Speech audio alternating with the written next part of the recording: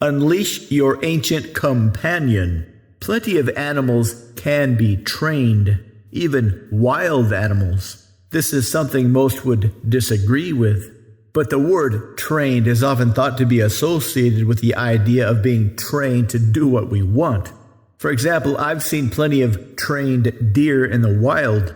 No, they didn't do tricks or sit, but they were trained.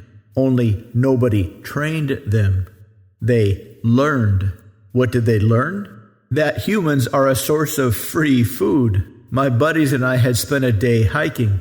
We got to our campsite, a big flat meadow. After an hour of setting up camp, the deer slowly showed up. They were just standing around literally staring at us.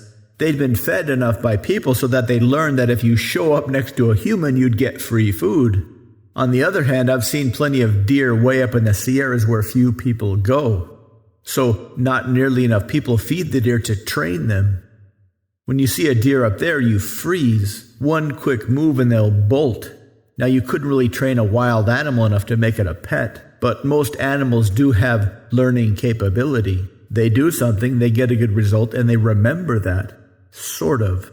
It takes a few iterations before they make the connection, but it happens plenty often enough. Humans are a bit different.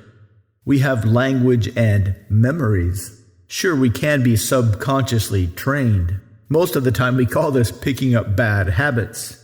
But our self-awareness allows us to choose what habits or skills we can learn. This may be the reason we developed self-awareness to go along with our language and our memory.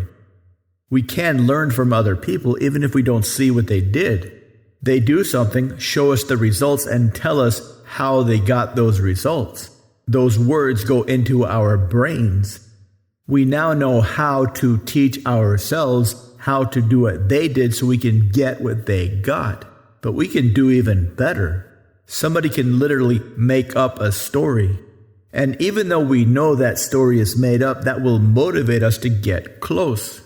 Some guy makes up a story about a young hunter who destroys a big evil monster. So we can apply the structure of that story to anything we want that isn't easy. Consider this the driving force of all human achievement.